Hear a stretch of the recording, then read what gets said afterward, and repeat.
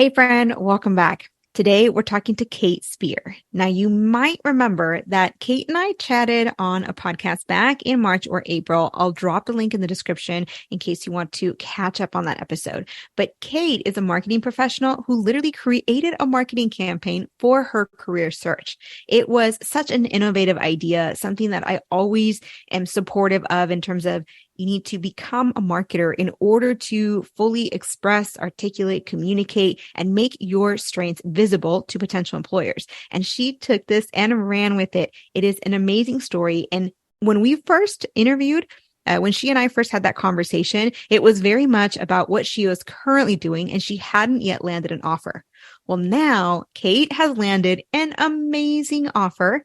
And today we're going to talk about her entire process, how she felt along the way, some difficult decisions she had to make, and some new doors that are opening up for her as a result of this marketing campaign. All right, let's get started with today's episode. Kate, you always know it's such a good time when we get together. And last time we talked, there was so much happening. I had reached out to you specifically because you were an amazing marketer and you were pulling your marketing skills into your profession. So before we even get started, do you want to kind of catch everyone up to kind of how we met and what you did as part of your professional marketing campaign? Yes, absolutely. Well, thank you for having me back. I just feel like, I'm getting to catch up with an old friend, which is awesome and exciting. So I'm so happy to be here. But you and we met originally through one of my posts. So I was on one of your previous podcasts where we go in deep to all of that, but just to catch people up if they didn't hear that episode. I basically am a marketer. That's what I've done kind of my whole career. It's what I went to school for. It's what I've done successfully for businesses. And I found myself at the beginning of the year as a job seeker. And I had never really been a job seeker before. I've never had a period of kind of where I wasn't working and I was actively looking for a job. And this year is definitely an interesting time to be searching for a job because the market is tough right now. I feel like you hear all these things like there's a talent shortage, blah, blah, blah. But I think actually it's hard to find a job right now. So I took everything that I knew from my marketing career, my marketing experience, and I used that to market myself. And I will tell you, it's definitely a little bit scary. It's I don't want to say it's very easy because it's always hard to be a successful marketer. There's definitely some challenges there, but it's a little easier to promote a brand, a business, a company, somebody else, another executive on the team. I've never really promoted myself until now. So it was scary to do that, but I did. I put myself out there, started posting on LinkedIn regularly, made a website for myself. And last time we talked, I feel like that was maybe 3 or 4 months ago. I was kind of right smack in the middle of my job search. I was picking up some traction. Yeah. Some of my posts ended up doing really well, which is kind of how we got connected in the first place. And now I did find a job. Congratulations. Thank you. We're recording this on a Monday. And I was actually saying today that people that I work with, this is the start of week 4 for me already, which is crazy because I feel like I just started. But today is the start of my week 4 and it is going well. And yeah, I'm excited to be back and kind of fill you in on all the good stuff. Oh, there's so many things. And for those of you listening, just so you know, we started recording immediately when we got on the phone. So all of this is on the phone, on Zoom. I'm dating myself clearly. But all of this is a brand new conversation. So I'm just as curious as you are. And so I'm going to start it off with the very first question is that, as you're going through that process, you've been at your new company for 4 weeks now. But it's easy to think, oh, you got hired right away because you're a professional marketer, right? Like, give us like a synopsis of the timeline. And I know that we met when you were kind of starting that process, maybe a little bit into that process, but it's been some time now. So yeah, walk us through that timeline. Yes. So I'm so glad you asked this too, because I am the eternal optimist. I will see the good in any situation. And I feel like that's what I like to portray. And that's the parts of the story I like to tell. Again, that's the marketer in me. I can take any situation or story and like make it a good story that people want to hear. But I feel like it's important to share that it was not an easy path by any means. I feel like, I kept putting one foot in front of the other and I kept saying, I don't exactly know where this is going to take me, but I'm just going to keep going, like one foot in front of the other. Let's go, go, go. But there was definitely some hard days. And if you're job searching right now, I feel like there's all those feelings, like you doubt yourself. You wonder, I used to think I was good at my old job. Was I actually good? I don't know. It makes you question kind of everything that you think you knew. And I did get some good initial traction. And I will tell you, I don't know that like that one viral post that I had actually yielded any interviews from that, but it was a combination of all the small things I was doing.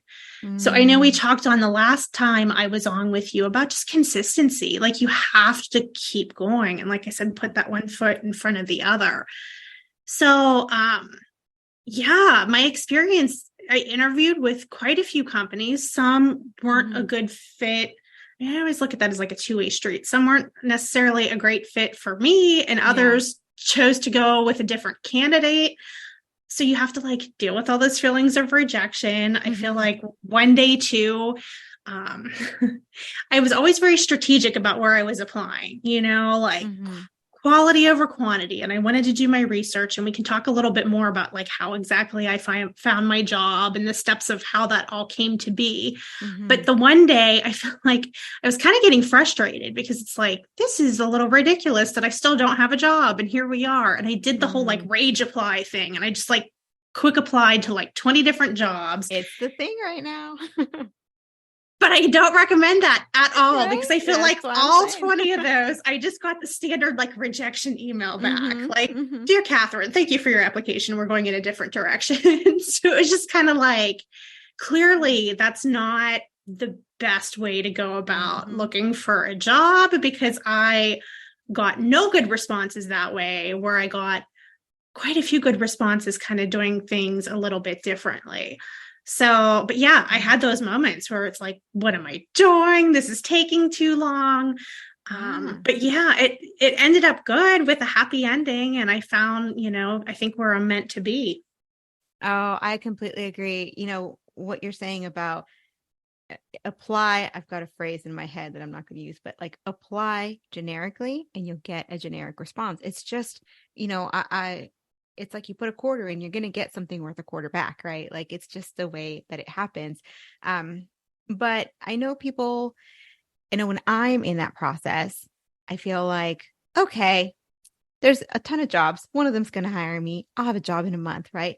Can you just summarize for us, like what others should expect? Maybe what your timeline was. Was it 3 months? Was it 6 months? And what others might expect in this current scenario we have with hiring?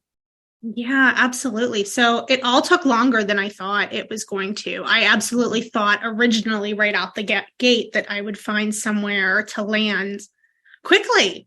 I really thought it would be quick. And I actually think when I got my past jobs, years ago, that all happened fairly quickly. So I was kind of assuming that it would be a similar story this time around.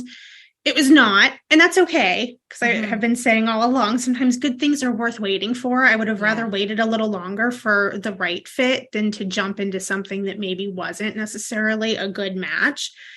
So the last day at my old job was in December, kind of right before Christmas.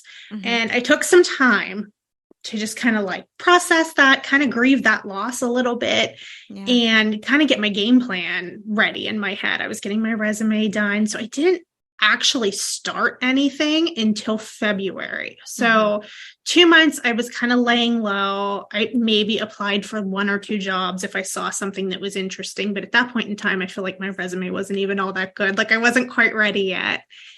And February 13th was the day I kind of made my first LinkedIn post that I was no longer at my old company. And then I just started posting very consistently after that. Within that week, I posted my open to work. I announced my website. And I think it was a few weeks after that, probably the beginning of March, that I had my post that went pretty viral and reached a lot of people and got on some great podcasts like yours and got invited to speak. So things kind of started taking off. But even then, I feel like I did not get my job offer that I accepted. I feel like it was maybe May 15th or 16th when I accepted the offer. So I feel like from start to finish, we were looking at like 3 months. Yeah. And the job that I ended up accepting, which has been awesome so far, but it took some time too to even just like go through the rounds of interviews. I mean, I feel like we were talking for probably a month from start to offer, just because I had to interview with different people and like do all of the rounds. And then after I got that job offer, like I said, it was maybe like May 15th or 16th, but then I had to do like the background tests, background screenings and drug tests and all of that fun stuff that go with it. And my first day was June 20th. So I feel like it was kind of 6 months from start to finish, but really if I look at time I was actively in job search, we were maybe at like 3 or 4 months. Yeah. And it's interesting even to hear, like as a career coach, and then you're someone in the marketing field, like, you know how these campaigns go and stuff. It's interesting because do you know the average time frame that it takes to get a targeted position? Like, do you have an idea of like what that might be? I don't know. I would guess maybe like 4 months, and only that's going off of my experience. You're absolutely right. So cool. It feels like a long time, but 3 to 6 months is almost like the standard amount of time that it should take to get a targeted job. Now you can go out there and get a job. I mean, you probably had an offer way sooner, but it wasn't like the right fit, right? So when you think of what's the typical, standard time, I would say between 3 and 6 months. And so you were on the shorter end of that when you look at like your targeted, your targeted job search period. And to me, that is a huge success. Like, not only did you land a position that you're interested in, but you also landed one at a company that you're very excited to be a part of. I even saw some of your recent LinkedIn posts and some of the exciting stuff that you're doing already, which is really, really fun. Before we jump into that, I was also curious, I know that you didn't accept every offer. And so from the candidate's perspective, I know a lot of candidates aren't either used to, or it's an interesting concept to say, I didn't take this position or I was being choosy, right? So can you walk us through sort of your thought process of how did you decide what was a good fit for you? And how did you let go of a position when you're like, I've been looking for, X amount of months and I was starting to lose hope or lose a little confidence or what, and then you found one and you're like, but this isn't it. Yes. So that's hard and that's scary too, I will tell you. Yeah. On one hand, it's a bit of a confidence boost because you're kind of feeling low and questioning yourself. And it's like, oh, like somebody picked me. Like they know that I'd be good at their company. So like that made me feel good, like all the warm and fuzzies. But I feel like the key is truly knowing what you want. And the post that I made, like my green banner post, the one that did go a little bit viral, it was all about, I'm looking for more than just a job, like a job where I clock in and get a paycheck. So I feel like I was always pretty clear on that in my head. I wanted somewhere that I could make an impact. I wanted somewhere where I could grow and learn and develop further. I wanted somewhere where I could lead. So I was coming from like a VP role and I was looking for kind of something similar. In my mind, I was like, I could be okay, maybe like a director or something in there if I had to be, but I wanted something again where I had that leadership capability because I love it. But it was hard and it was scary because there were 2 companies actually that I can think of that I interviewed with and did give me an offer, and they were fantastic. If anybody's like listening from those 2 companies, I love them. They were wonderful companies. They are companies that I'm still like cheering on and liking their posts on LinkedIn. But the one, I don't think they were quite ready for me yet, meaning like they were looking for somebody in marketing. I don't know that they were looking for necessarily like a marketing leader as much as they were looking for just like an independent contributor. And there's nothing wrong with that. It's just like, we weren't really aligned on what they were looking for and what I had to offer. Again, fantastic company. That will be an excellent job for somebody. But I just knew that wasn't a good fit. And then the other company that I interviewed with, and gosh, I love these people. The people that I interviewed with, I mean, like, we connected right away, had such a great conversation. And I had to turn them down too, which was very scary. And in the moment, it's like, I hope this isn't like a bad decision that I'm going to regret later. But with them, it was just kind of, they were a small organization, like less than 10 people. And they were incredible. I loved them. I loved what they were doing, the mission, the work, all of that. But they had even said to me, their concern with me, and I shared this concern, they were like, we think you're going to get bored. Like, we think you would love this job and you'd be good at it, but we think you'd be bored. And my initial reaction as like an interviewer, it's like, no, I wouldn't be bored. I'll be excited and I'll learn and it will be great. But the more I thought about that, because I like slept on it, took a few days, and I was thinking about it, but I was like, they're right. They're right. I mean, I feel like after I just know myself, and it would be good, and I would have been good at that job, I would have loved it. But I do know if there was nowhere for me to go, nowhere for me to advance to, nothing more for me to take on, I just know that in 6 months to 12 months, I'd be like itching for more, and I'd feel the need to start looking again. And I didn't want to do that to myself or to them, just because that wouldn't be fair to them either. So, interestingly enough, having that very honest conversation with them lent itself to just like some 1099 work. I might be helping them on like a project basis here and there, but I just knew as an employee long-term, it wasn't going to be a good fit. But it's definitely scary to say that and admit that and turn down a job when you're looking. Oh, I can't even, it's one thing to turn down a job when you're looking, but when it's like on month 3, and this is the piece you talked about, your value set and knowing what you're looking for ahead of time.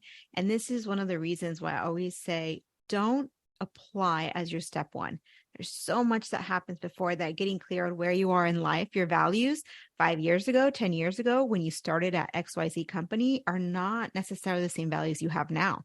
What you wanted for your life and for your future may not be the same. And so it's like, let's go back and reevaluate your purpose, your mission, your vision, and it doesn't have to get too woo-woo. Like, we're just kind of centering ourselves again and figuring out, like, what do we want our life to look like? And then deciding from there, what are our parameters? Like, what are we willing to take? What are we willing to not take? And then along the way, you also find different things that you're like, oh, I hadn't thought about this. Like you said, and now is a good time to kind of sleep on it and decide, is this something that I really want? Because, so easy to say, yes, let's start this. It's so exciting, right? But just like and this sounds really serious, but just like in a marriage, you don't just want to jump into something, right? This is a long-term relationship you're going to be having with this company. And so you do want to think about that. Okay. So I love how you shared, your process, both of feeling like, oh, it's taking a while, and then also making those tough decisions to let go of some fantastic opportunities and why you've done that. So as we're going through this process, LinkedIn was part of your marketing campaign, and you actually had multiple facets of your marketing campaign. I would love for you to sort of summarize your overall marketing campaign and then talk a little bit about how each of those pieces helped you, or maybe wasn't quite as effective for you in the way of getting a position, because then we're going to start segueing into the new opportunities that you have going on, because I know that there's some cool stuff that you're doing. Yes. Oh, I love this question because coming as a marketer, this is like my favorite thing to talk about. So I feel like a really solid marketing campaign, one, it's consistent and it's strategic.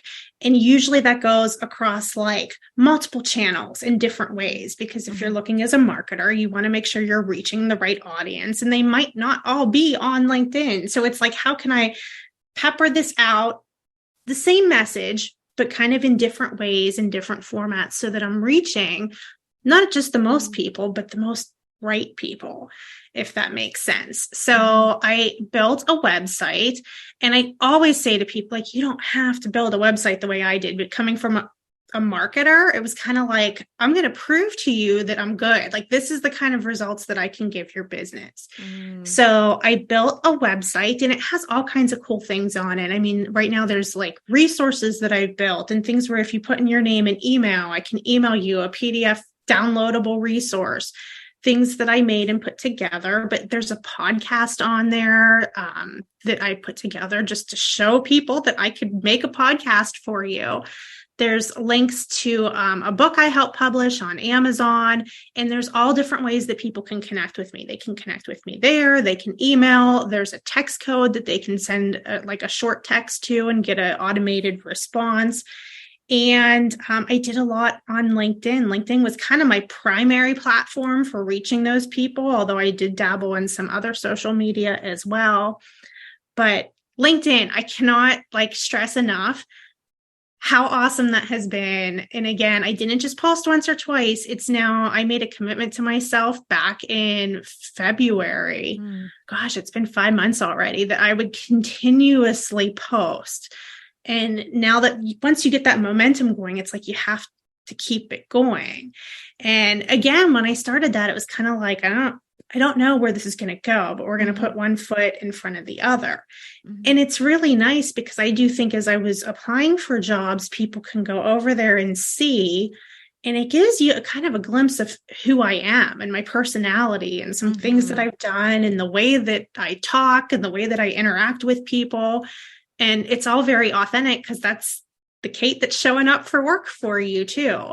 So it kind of gives people a glimpse behind the scenes. And then I think this is where you were going to go with it too. The coolest thing that I did not expect to happen was just how many people that I've met, like incredible people that I will now consider lifelong friends that I did not know 6 or 7 months ago that I met posting on LinkedIn. And we just kind of connected. And I have this whole little network of amazing, awesome people like yourself that has kind of come as a result of all of that.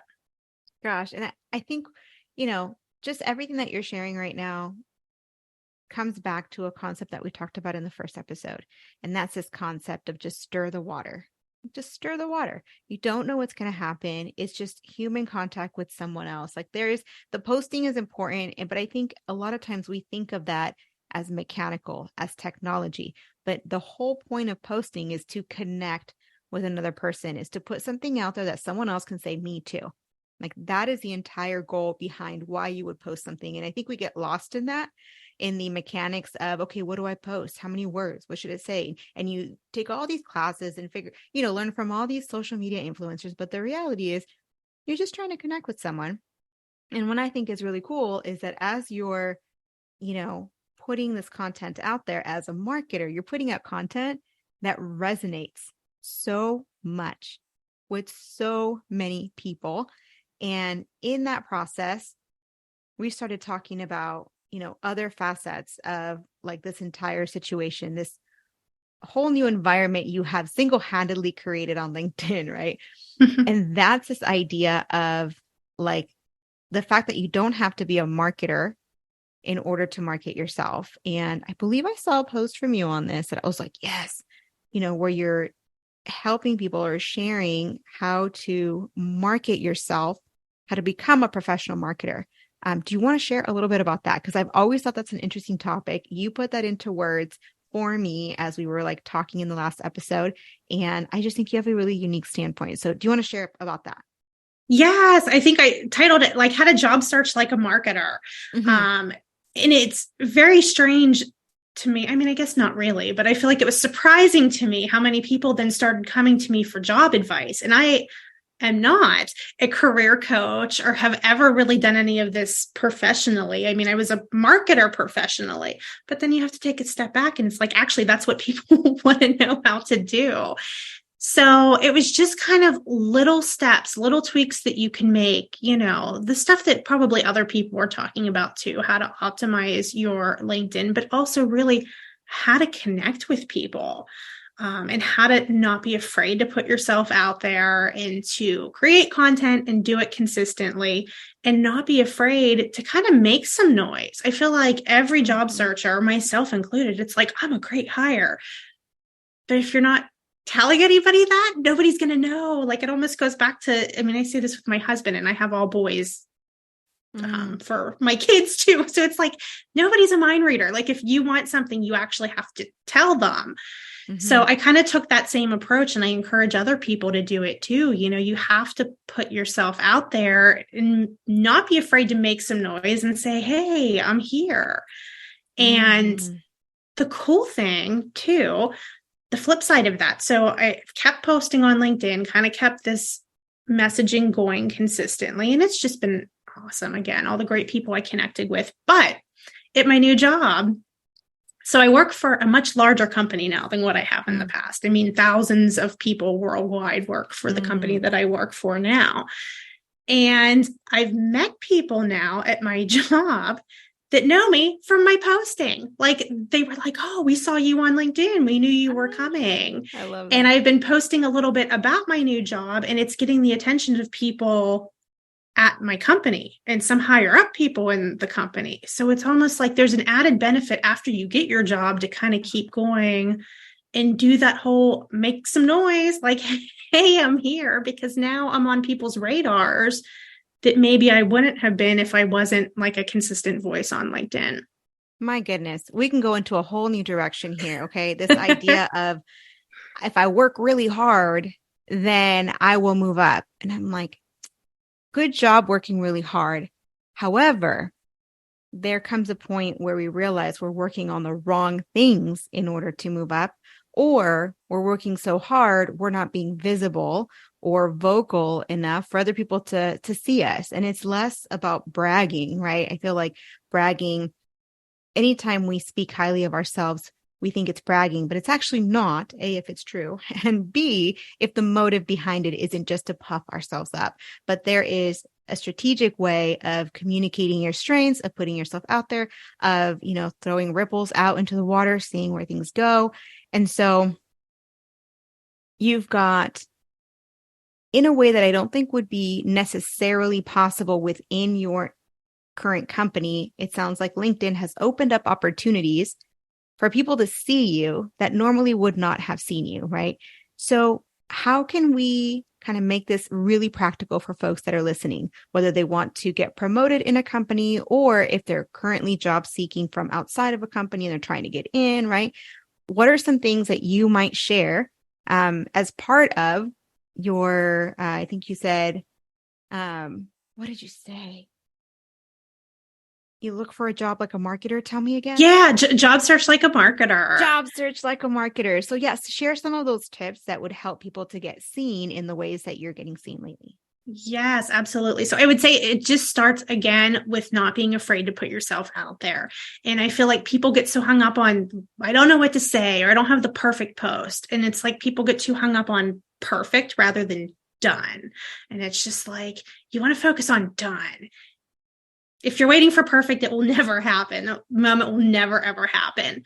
And so just putting stuff out there. And I feel like I have kind of a notes section that I have on my phone when I have like a good idea or just, you know, I pay attention to conversations that I have with my friends or my coworkers or my husband about stuff. And it's like, well, that would make a good post. It's something that I could talk about because you also want to be authentic.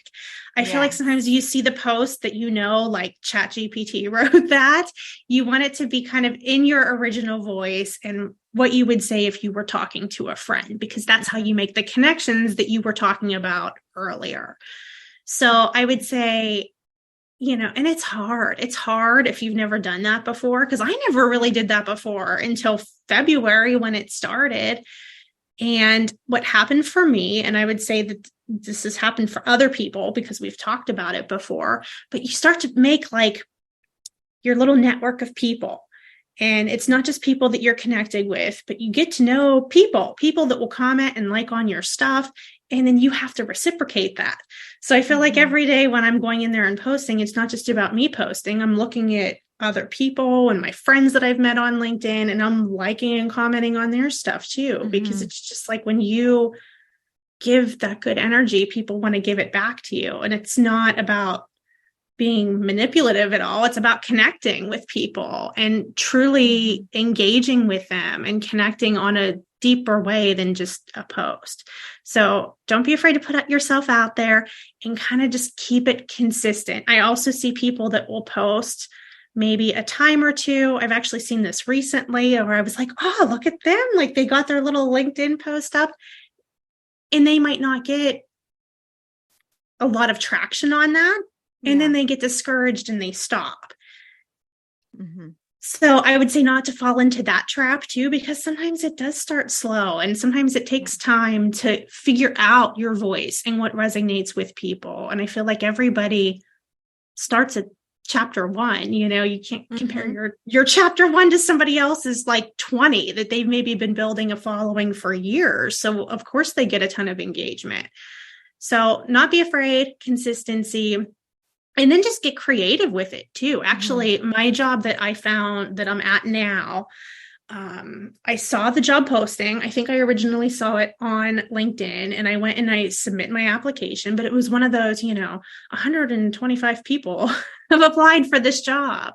Yeah. So I got creative. I started looking at the company and I was looking at people that work in the company because you can like filter that down on LinkedIn. And I found people that looked like they worked in communication. And I messaged a few of them and I was just like, hi, my name's Kate. Like, I'm interested in this position. Can you tell me anything about it? Some of them didn't write me back, but I got one woman that did. And she was like, oh, yes, here's the hiring manager's name. And here's some more information. So then I had a name. I found the hiring manager. I sent him a message too with my link to my website. And that's kind of how the conversation got started. So him and I were chatting on LinkedIn and he said, hey, can you email me your resume? And I did. And I feel like he then pushed it along with the recruiter. So that's how I leapfrogged over those 125 other applicants to kind of get the ball rolling for myself. Oh, absolutely. And this is key. Oftentimes we think, oh, the recruiter is the quote unquote gatekeeper. And so I need to go through the recruiter, but it's the hiring manager who makes the decision. And it's the hiring manager who can move you along much faster because again, the recruiter is doing an excellent job of finding the best candidates amongst a group of 127. Sometimes, as I heard, it's, I've been keeping up on this. It's about 1,200 applications for some of the most popular jobs. That is a lot of applications, but there's a lot of folks in there that actually are not even minimally qualified, even realistically minimally qualified. They're just doing that rage applying we were talking about earlier, right? And so getting direct access to the hiring manager is something that most people don't actually do. And of those that do, a lot of them are the generic messages. So doing what you're doing is, reaching out to the right person, having someone that you can say, hey, so-and-so gave me your contact information or had me reach out to you, and then finding that common ground. And of course, sharing your experience is going to be super helpful. Okay, so I don't want to keep you too long. We've been talking for about 45 minutes. Can you believe it? I feel like our conversations are always longer than we plan for them. And this has been so amazing. But I do want to ask you one more question. Sure. So, as a part of this entire process, you've been sharing some of the new ventures that you have going on, and I've seen something to do with circles. I've seen some opt-ins. So share with us what you have going on and how people can get a hold of you. Yes, absolutely. So my website is www.katespearconnect.com. And there you can find some of the resources that I was talking about earlier. You can find a link to connect with me on LinkedIn. I am starting, it's a lean in circle is what it's called. And it's just a group, like a networking group online for women to connect, network, learn some things, and grow. The whole networking thing that I've dabbled into the past 6 months has just been amazing. And I found this just as kind of a way that I can pay that forward to people and kind of provide something that people have provided to me along the way. And I just love the connection aspect of it, because the other piece of advice I would offer real quickly too would be to always be networking, to always be looking, even if you're not actually looking for a job, to just kind of continue to put yourself out there, because you truly never know. I mean, I feel like a year ago, I would have never guessed that my whole last year happened, but it did. So if you can be a little proactive with that, but there's a place on the website where you can join the LinkedIn circle. Right now, we're up to about 30 women that are a part of this, and it's going to be amazing. Oh, that's so exciting. That's so exciting. And again, that is www.katespearconnect.com. That link will be in the description. And then, of course, I'll also provide your LinkedIn profile so that you can continue connecting with more folks who are interested. So other than that, I've got more questions, but we're going to have to leave them for another episode because I'm sure that you've got other things to do after our 45-minute conversation here. But it was so lovely to chat with you and to catch up with you again. And before we go, if you had any final words that imagine thousands of people are going to listen to this, if you had any final words, what would you share? I would say, to not be afraid, just go for it. Put one foot in front of the other, even if you don't know where you're going. Just take those small steps because small steps add up to big things. Wonderful. Small steps add up to big things. Well, again, it was great having you. Thanks so much for stopping by, and we'll see you soon. Thanks so much for having me.